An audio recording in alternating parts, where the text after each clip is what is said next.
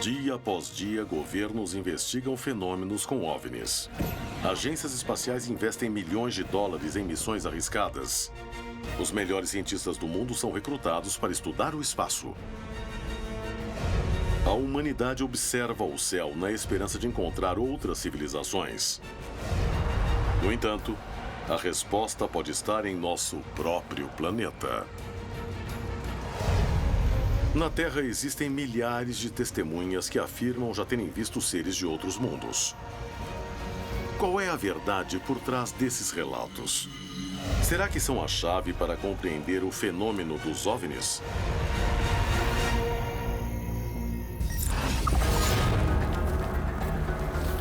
Em La Rumorosa, no México, em 1997, 3 jovens se perderam em uma caminhada.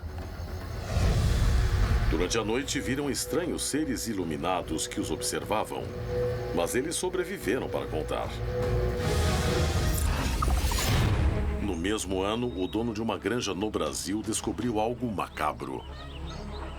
11 patas foram mortas e possuíam ferimentos tão fora do comum que veterinários e biólogos não conseguiram determinar sua origem.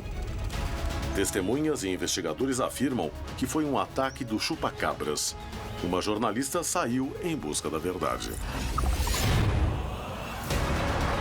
15 anos depois, em Zarzal del Valle, na Colômbia, alguns vizinhos começaram a viver um terror. Ainda se lembram da presença de estranhos humanoides no local? O que houve por trás desses testemunhos?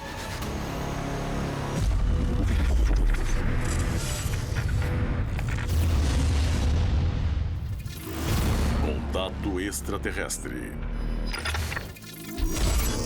Hoje apresentamos OVNIs e seres. Os casos envolvendo seres extraterrestres, os ufonautas ou tripulantes de discos voadores, são aqueles mais desafiadores para o pesquisador da ufologia.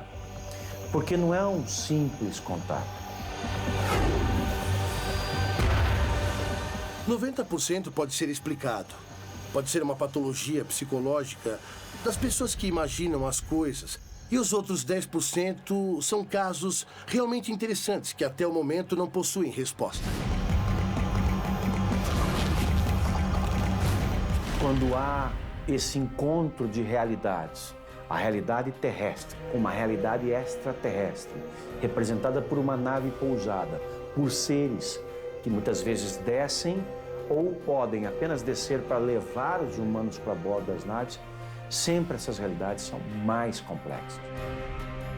Em toda a história da humanidade, pessoas afirmaram terem visto entidades estranhas. Usamos muitas palavras diferentes para descrever essas coisas: deuses, demônios, monstros. Mas será que são reais? Como alguns acreditam, serão mesmo visitantes extraterrestres que as pessoas não conheciam?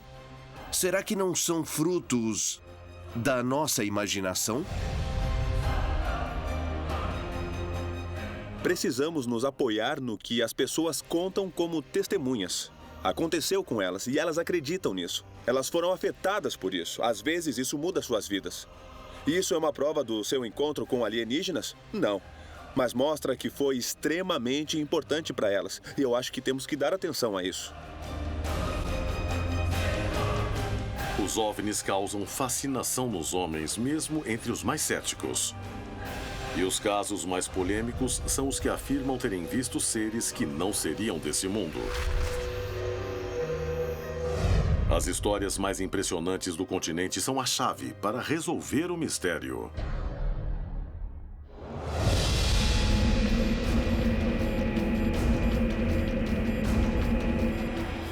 Em 1997, um grupo de jovens foi acampar quando se perderam em uma excursão e viram algo que não deveriam e que colocou suas vidas em risco.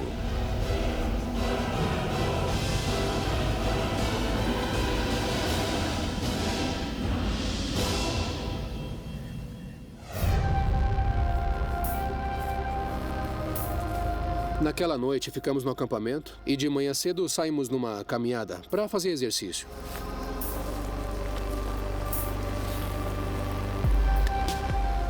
Ficamos andando e não achávamos o caminho de volta. Aí percebemos que estávamos perdidos. Eu ia para um lado e a bússola apontava uma direção diferente. Foi aí que eu percebi que a bússola não funcionava naquele local. O guia decidiu levar o grupo por uma montanha, mas Fabrício achava que não era uma boa ideia. Lá em cima não tinha água. E eu só tinha no meu cantil metade, era meio cantil de água. Resolvemos nos separar do grupo e era uma decisão importante e foi o que acabou acontecendo.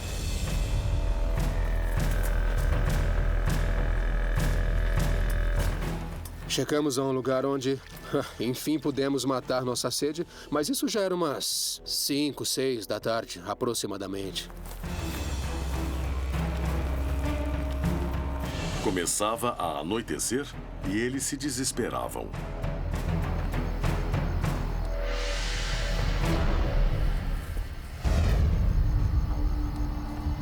A chegada da noite os fez tomar a decisão de não continuar andando.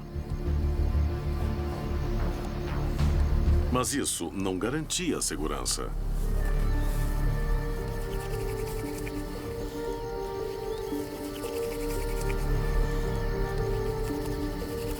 Cada pequeno erro os deixava mais expostos.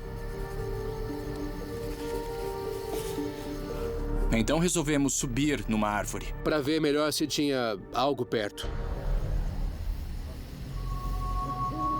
A noite trouxe novos riscos e eles não tinham ideia do que estavam prestes a viver. Salvador se amarrou com um cinto no tronco. Por segurança, porque ele estava com sono, para não cair. Então, nos preparamos para o dia seguinte para ver como íamos voltar.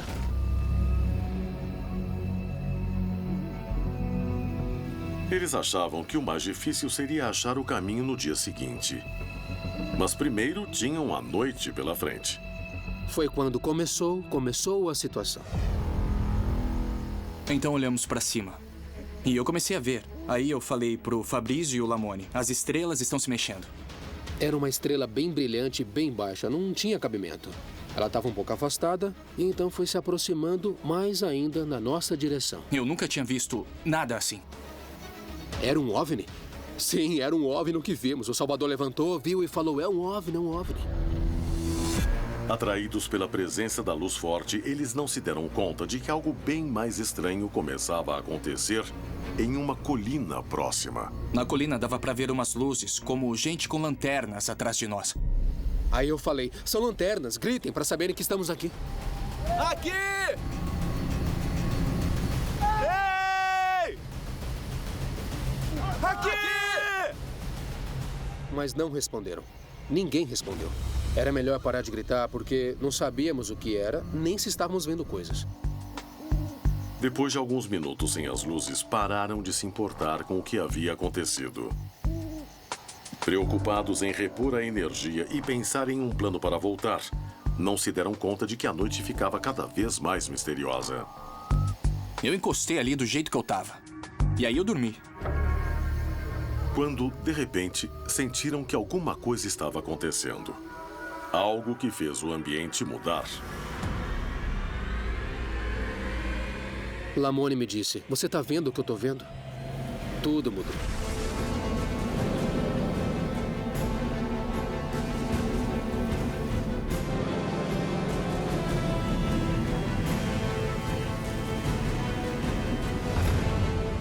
Era um OVNI, especificamente um objeto prateado, em forma de um domo mais aberto e grande. E assim, como se fosse um sombreiro, e na parte da aba tinha luzes brancas que iluminavam o local.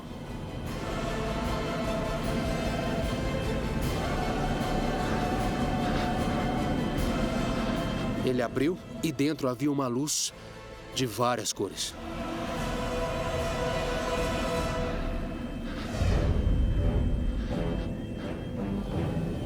Tudo ficava cada vez mais estranho. E ninguém conseguia entender o que acontecia. Aí notamos que havia uma neblina muito leve, muito suave. E dando uma cor azulada. A névoa cobriu todo o local. Mas isso era só o começo. E nisso, saíram esferas e começamos a ver OVNIs menores e mais baixo.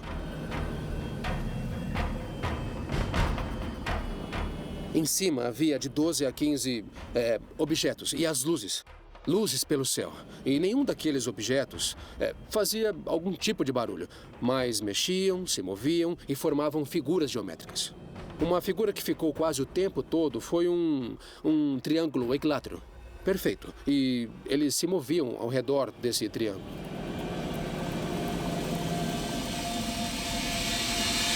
Esses OVNIs se abriram e saíram esferas. Saiu uma esfera como uma bola, vermelha, alaranjada, que deu a volta na árvore e parou atrás da minha cabeça.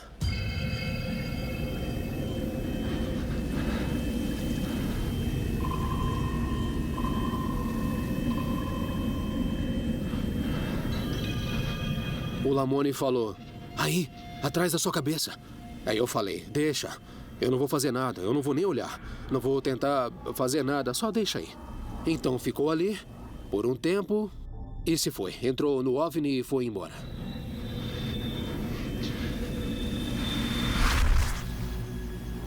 As luzes se afastaram, mas Fabrício e Lamoni continuaram assustados. Eles achavam que o pior já tinha passado, até que Lamoni viu que algo realmente único começava a acontecer no local e alertou Fabrício para que ele olhasse para baixo. Consegui abaixar até o nível dele para ver o que era aquilo. E aí que foi a surpresa.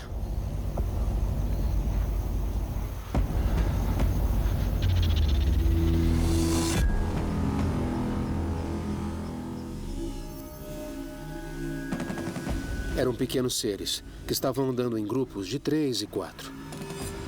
O que eles viram os deixou realmente surpresos. Minha primeira reação foi ficar calado. Eu não sabia o que falar. E aí eu falei, façam silêncio.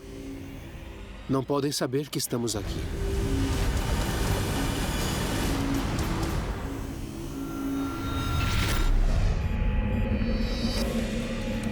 Em 1997, aconteceu um dos casos mais impressionantes de mutilação de animais. 11 patas apareceram mortas em um sítio no Brasil. Todas com ferimentos estranhos, que não tinham explicação. No local havia mais animais, mas nenhum apresentava marcas. Teria sido um ataque do chupacabras, como afirmaram as testemunhas? Ou existe outro tipo de explicação? Joanna Schiottbach é jornalista e se dispôs a descobrir a verdade por trás desse caso. Ela foi atrás dos relatórios feitos por veterinários. Mas o primeiro passo foi falar com a principal testemunha do que aconteceu naquela noite. Fátima Cajueiro, proprietária do local onde houve os ataques. A gente está muito curioso para saber do caso do chupacabra que aconteceu nas suas terras. Meu pai faleceu faz 6 anos, né? E ele morava nessa casa. Aí nesse dia ele chegou próximo do cercado, ele já viu uma mancha branca. Ele falou, o que é isso, né? Assustou. Aí foi lá, foi chegando, se aproximando. Quando chegou, viu todas as patas mortas, virada para cima. E os cachorros não ouviram? Ninguém Não. ouviu? Tínhamos 3 cachorros no quintal. Os 3 cachorros não fizeram alarde nenhum. Onde tem 50 animais, algum deles vai fazer barulho, né? E em volta do cercado não tinha marcas de nada, não tinha pegadas nem dos animais. Os vizinhos, e na época falavam muito no chupacabra, era febre, né? E os animais foram examinados por algum veterinário? Teve vários veterinários, uma veterinária chamada Inês Matsumoto. Joana queria saber o que houve naquela noite. Antes de se reunir com a veterinária que realizou a autópsia dos animais, ela resolveu visitar o local dos ataques. Então encontrou José Cândido da Silva, um vizinho que se lembrava do caso e podia dar pistas novas para ajudar na investigação. Olá! Obrigada por me receber. José, ouvi dizer que o senhor sabe do caso que aconteceu aqui no seu vizinho há um tempo atrás, do chupa-cabra. O senhor pode me contar um pouco, por favor? Eu procurei na tela naquela época, também não tinha lugar nenhum aonde o bicho passou. Não dava para trepar na grade? Não dava aí. E nunca mais teve problema nenhum com esses bichos aqui? Não. Ninguém nem descobriu. Chamavam de chupa-cabra. Foi terrível aquilo ali. Joana chegou às primeiras conclusões. Naquela noite não houve barulho, somente as patas foram atacadas. Os cadáveres não ficaram em pedaços, apenas apresentavam uma perfuração. Mas faltava averiguar o que revelou a autópsia. Seria obra de algum animal conhecido? Por que os ataques não voltaram a acontecer? Disposta a descobrir o que houve, Joana foi se reunir com especialistas em biologia, zoologia e veterinária que deram respostas impressionantes. Descobrir a verdade sobre esse caso poderia revelar o que existe por trás das histórias dos chupa-cabras. Em La Rumorosa, no México, Fabrício, Salvador e Lamoni se perderam em uma excursão. No meio da noite, luzes começaram a rodeá-los. Enquanto viam figuras se aproximando, eles sabiam que suas vidas corriam perigo. No Guarujá, no Brasil, a jornalista Joana Ciotti Bach seguia as pistas de um ser que assolou a região. Para testemunhas e investigadores, tratava-se do chupa-cabras. Em Zarzal del Valle, na Colômbia, vizinhos começaram a relatar a aparição de seres estranhos que percorriam a região. Uma equipe de jornalistas investigativos se deparou frente a frente com um fato que até hoje não tem explicação.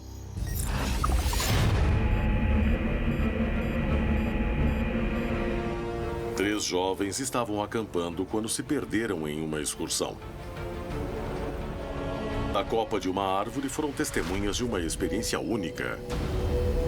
O local foi tomado por luzes e figuras estranhas apareceram.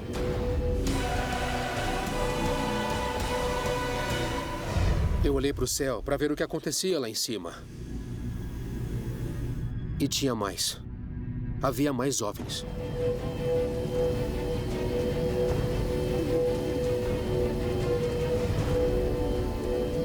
Então eu me dei conta que o que eu estava vendo tinha vindo de cima e foi para baixo. Quietos, façam silêncio. Tentei me esconder para que não nos vissem. E o Salvador fazia barulho quando ele se mexia. E eu pensava, sem barulho, silêncio, não se mexe nem acorde agora. Então os seres se aproximaram mais.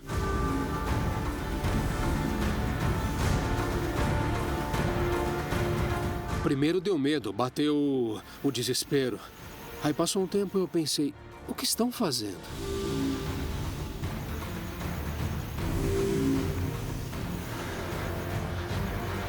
Eles ficavam andando, pegando coisas, trabalhando em equipe. Era uma equipe de 3, de 4. As cabeças se mexiam bem devagar, viravam para olhar, enquanto tiravam e pegavam coisas do chão. O medo de serem vistos era cada vez maior. Enquanto eles estavam lá e nós aqui, não teve problema. O problema foi quando veio a segunda parte. Lamoni se aproximou de Salvador para acordá-lo, na intenção de parar de fazer barulho. Mas seu movimento foi afobado e a queda de um canivete revelou a presença dos três, provocando um grande risco. Uma coisa é vê-los a 15 metros. Outra coisa é escutá-los no pé da árvore. Aí mudou de figura. Enquanto eles se aproximavam da árvore, eles mudaram a aparência. Não víamos nada. Escutávamos passos, mas não os víamos. Tinham nos descoberto, já estavam ali com a gente. Aí os seres começaram a subir na árvore.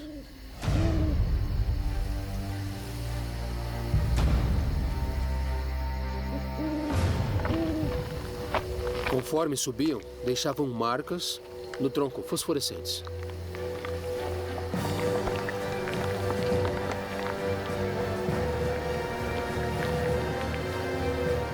O melhor era ter uma atitude passiva, tranquila e esperar tudo acabar.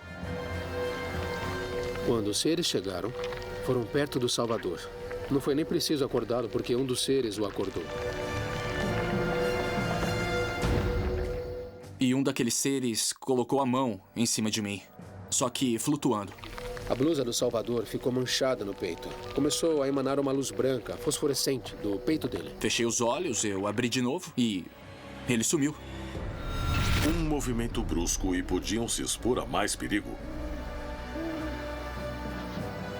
E naquele momento, as luzes começaram a agir de um modo ainda mais estranho.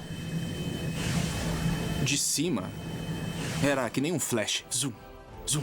Quando vinha um flash, um dos seres embaixo desaparecia.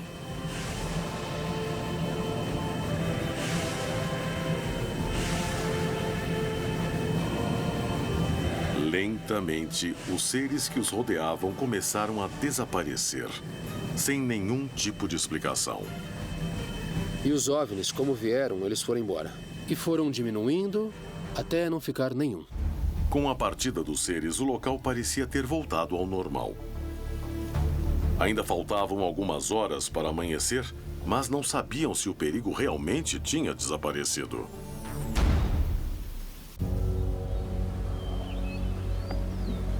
A chegada do amanhecer confirmou que definitivamente algo estranho havia acontecido.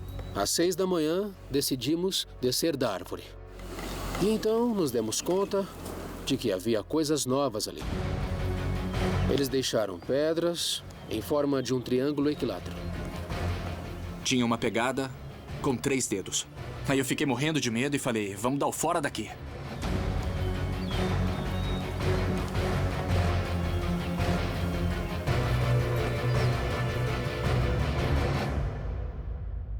Seria possível 3 pessoas verem o mesmo e lembrarem com tanta exatidão se não fosse um fato real? É um relato que prova que não estamos sozinhos no universo?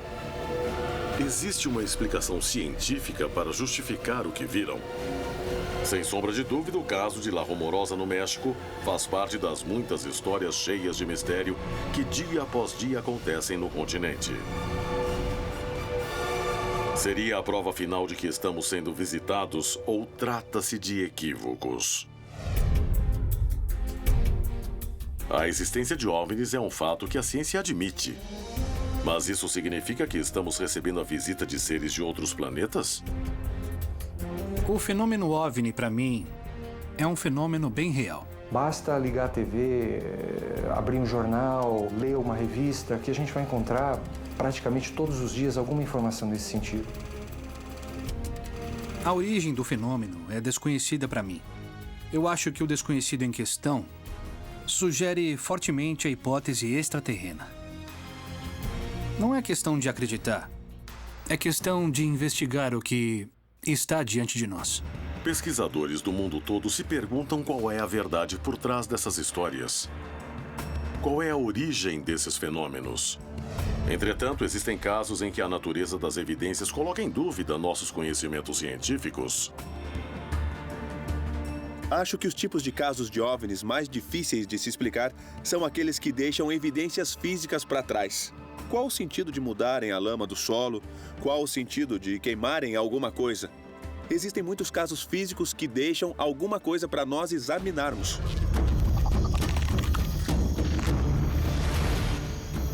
Uma das maiores controvérsias na comunidade ufologista, as mais difíceis e que consomem mais tempo, são os casos típicos de mutilação. Os tipos de mutilação e aparições de OVNIs. Esses casos são complicados de explicar. E quando tem testemunhas que falam sobre evidências físicas que foram deixadas, e a ciência e nossos cientistas podem confirmar isso, não existe explicação fácil para esses tipos de casos. Isso nos diz que alienígenas chegaram, que eles existem. É um fato matemático e é um fato científico. Eu acredito que é um fato. A questão é, será que vieram aqui? Os casos que apresentam evidências físicas estão entre os mais intrigantes. E aqueles com ataques a rebanhos continuam em discussão por especialistas de todas as áreas. Em Em 1997, aconteceu um dos casos mais impressionantes de mutilação de animais. Joanna Ciotibak encontrou a proprietária da granja onde as patas foram achadas mortas. No local havia outros animais, mas nenhum apresentava marcas. Na noite anterior ao ataque, não houve barulho. Também não havia pegadas.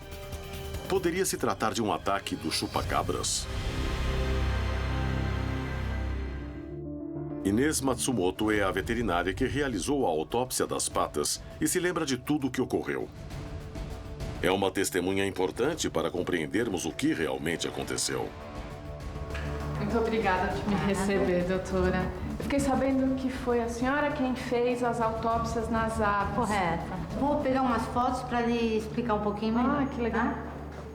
Então, são várias patas, né? Algumas delas tinham essas perfurações, e bastante profundas.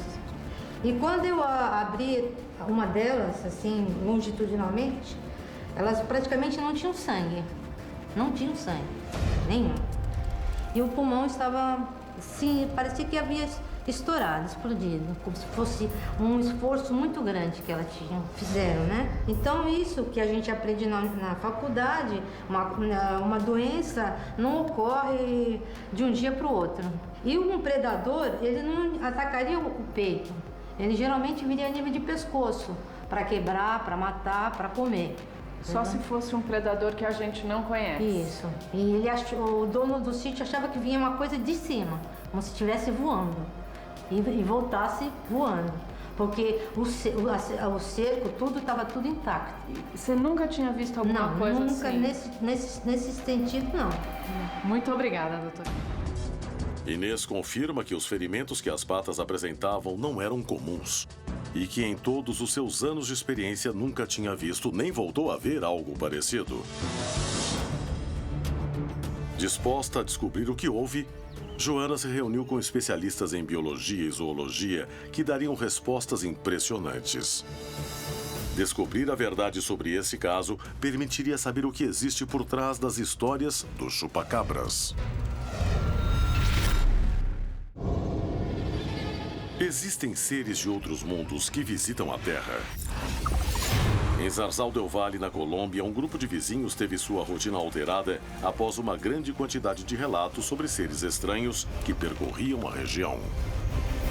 Uma equipe jornalística foi até o local para descobrir a verdade. E nunca mais vão esquecer o que encontraram.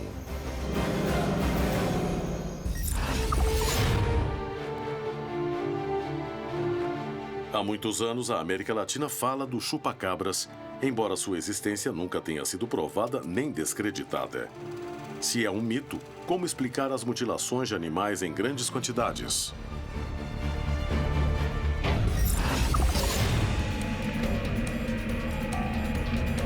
Joanna Ciotibak é jornalista e se dispôs a descobrir a verdade sobre um caso de 1997 no Brasil, no qual foram encontradas 11 patas mortas em um sítio cheio de animais. Testemunhas garantem que naquela noite não ouviram barulhos. Os cadáveres das aves não estavam dilacerados, somente apresentavam uma perfuração. Algum animal conhecido seria capaz de atacar dessa maneira? Joanna quis garantir que não havia nenhuma relação com algum predador raro, e para isso visitou o Zoológico de São Paulo. Ronaldo Moraes da Silva é biólogo experiente e fez uma análise do caso. Eu queria que você me ajudasse a entender, será que algum tipo de predador poderia causar esse tipo de mutilação, esse tipo de ferimento? Sim, existem vários tipos de predadores, né, de vida silvestre que poderiam fazer este tipo de ferimento, mas teria continuidade, ou seja, pelo menos alguns dos animais teriam sido levados ou terem sido comidos ali mesmo, né? Mas tudo me leva a imaginar um criminoso aí bem mais comum que são os cães domésticos. Isso tem muito a ver com o cio das fêmeas, né? E isso, na verdade, acaba virando um jogo, uma brincadeira. Por isso que não há evidência que o bicho tentou se alimentar deles. Mas também é comum nesses lugares, depois os próprios amigos ali, né? Os próprios patos, galinhas que estão ali, dar uma beliscadinha no ferimento, puxar um pouquinho. Não foram encontradas pegadas, marcas, e era um alambrado? Uma cerca alta, com uns 2 metros de altura. Alguns cães conseguem pular, sim, né? Porque a gente chegou até a pensar que pudessem ser animais fugidos de um zoológico, animais de um porte diferente. Não, possivelmente não. Ainda mais lá em Bertioga, né? E ali não tem, né? Muito obrigada. E eu que agradeço. Joana pôde estabelecer várias hipóteses para continuar investigando o que havia por trás do chupa-cabras. Ronaldo confirmou que não existe zoológico na região para explicar o ataque de um predador diferente. Para ele, uma matilha de cães no cio atacou as patas, que depois foram mordidas por galinhas ou roedores. Mas para isso, vários cães teriam que ter pulado 2 metros de cerca sem fazer barulho nem deixar marcas, provocando mordidas de apenas uma perfuração e não comer os restos. Decidida a comprovar todas essas hipóteses novas, Joana se reuniu com Guilherme Dominichelli, biólogo especialista na fauna local. Sua resposta seria decisiva para desvendar o que ocorreu em 1997. Como é que um animal pode fazer esse tipo de ferimento numa ave? Existem animais na região que poderiam fazer isso. Por exemplo, há 16 anos atrás, aqui era mais preservado. E é uma região de Mata Atlântica, de Serra do Mar. E comprovadamente sabemos que tem onça parda aqui, que é a sussuarana, chamada de puma também. É um felino de grande porte que tem possibilidade de abater uma ave assim tranquilamente. Outros animais que podem fazer um estrago desse, um ataque desse, são cães domésticos. Agora, a forma que o animal está abatido, né, essas aves estão mortas, aí o que chama mais atenção. Porque ter um orifício só, num ponto só e sem sangue, isso já é meio esquisito, é meio estranho, né? Geralmente os animais abatem mordendo o pescoço. E o pescoço, pelas fotos, mostra que dessas aves estava íntegro, não tinha ferimento. Você acha que, mesmo em outros lugares, pode haver algum animal capaz de fazer esse tipo de ferimento? Com essa característica desse orifício, sem o sangue naquele ponto, eu não conheço um animal que faria assim, dessa maneira, dessa forma. Joana Ciotti-Bach reuniu as seguintes informações. Os vizinhos não ouviram barulho. No local não havia pegadas nem cercas quebradas. Os únicos animais atacados foram as patas. Inês afirmou que nunca viu algo igual. A opinião dos especialistas ficou dividida. Enquanto Ronaldo achou que foi a mordida de um cachorro, Guilherme afirmou que deviam ter deixado marcas mais violentas. Ambos descartaram se tratar de um animal raro. Seria uma nova espécie? Estabelecer a origem dessa suposta nova espécie fez os pesquisadores considerarem o fenômeno OVNI há muitos anos, já que as pistas levam a suspeitas de presença de seres extraterrestres na zona rural da América Latina. Ao longo de todo o continente, as histórias de presenças de seres que parecem de outro planeta se repetem. E muitos especialistas acreditam que aqui é possível encontrar a chave para descobrir se estamos sozinhos ou não no universo. Em 2012, a tranquila comunidade de Zarzal del Valle começou a viver acontecimentos incomuns. Dezenas de testemunhas afirmavam ter visto seres estranhos que apareciam durante a noite. 3 jornalistas resolveram investigar o local e organizaram uma vigília com um morador da região. Estavam dispostos a tudo, acreditando que fossem revelar um grande mistério, mas caíram em uma armadilha, sem ao menos suspeitar que correriam um grande perigo.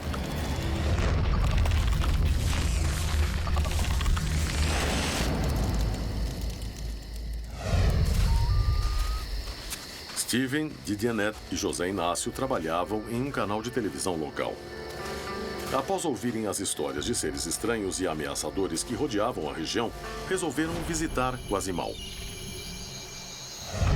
Nós 3 decidimos investigar o que estava acontecendo. Havia rumores de que no vilarejo de Guazimal, no município de Zarzal, havia presença de seres estranhos. Uns seres totalmente pretos que apareciam no local à noite, quando era a época de lua cheia.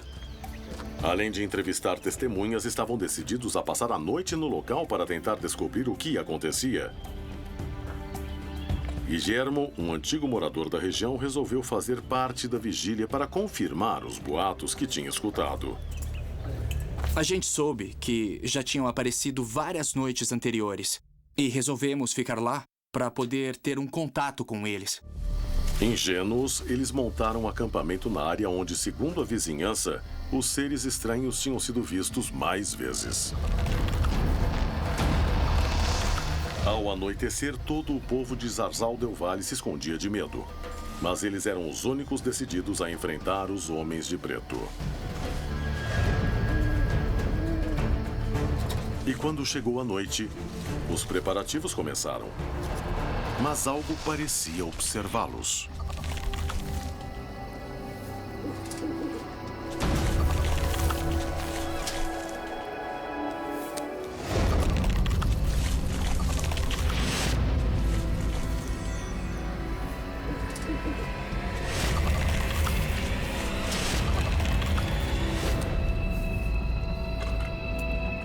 Um deles falou: "Seu Guillermo, por que não tentamos fazer uma fogueira?" A gente saiu para pegar a madeira e começamos a conversar e comentamos que os seres podiam estar por perto. A noite já tinha chegado e não podiam ver se algo rondava em meio à escuridão.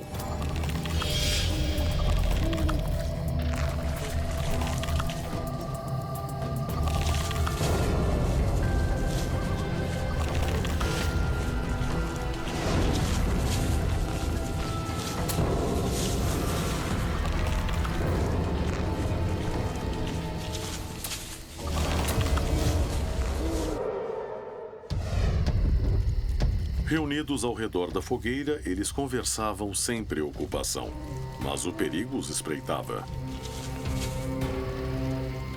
E ali a gente falava que podiam atacar. De repente, nunca se sabe, é preciso se prevenir.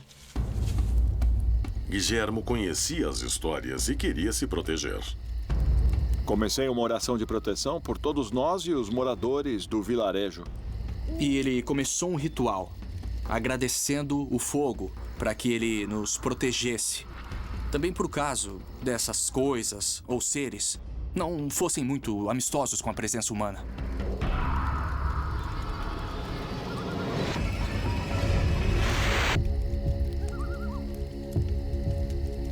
E quando eu terminei a oração, eu senti uma força estranha bem perto de mim.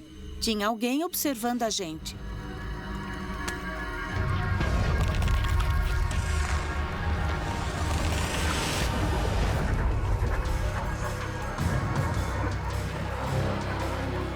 E tinha um ser nos observando. Vimos que alguma coisa se mexeu fora da casa, então fomos até lá para ver o que era. A decisão de se afastar da fogueira os colocou em perigo. Guillermo se dirigiu ao local onde havia percebido a presença. Suas ações teriam grandes consequências, mas ele ainda não sabia.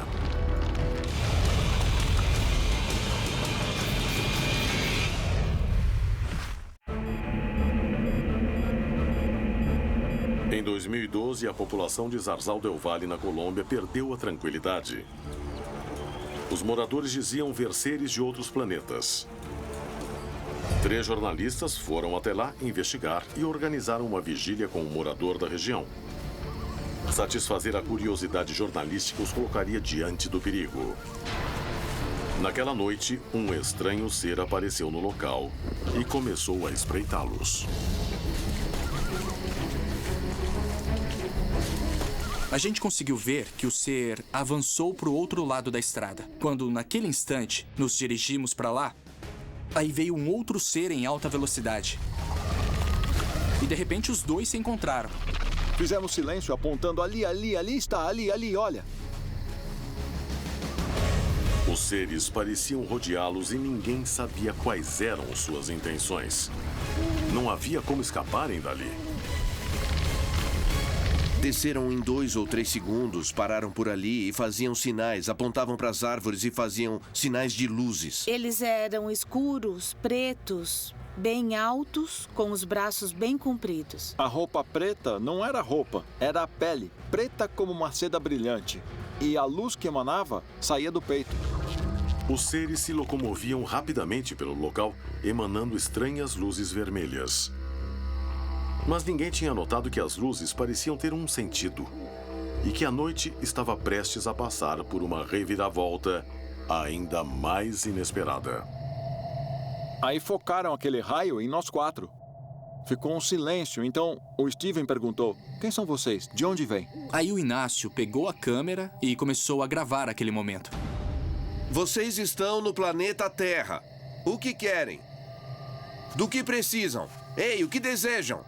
Começaram os sinais com a luz vermelha e então falaram: seu Guilherme, estão falando por sinais.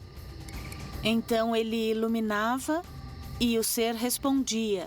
Virou um jogo de luzes de cima da colina. Se escondeu ali. Eles estão aqui com a gente. Ah, como assim? As luzes dizem isso. E agora apagaram. 2 vezes indicam que estão aqui. Do alto de uma árvore, Steven dava sinais com a lanterna. E, incrivelmente, parecia se comunicar com eles.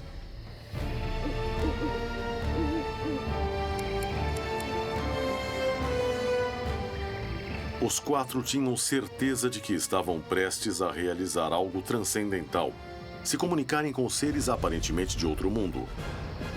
Entretanto, um fato inesperado frustrou o objetivo. Ele conseguiu gravar alguns segundos. Eu estava na árvore quando chegaram umas pessoas que estavam a cavalo. É um cavalo que está vindo? A luz da colina. Não podem subir aqui, não. Por quê? Bem agora. No meio das luzes. Não podem vir. Não podem.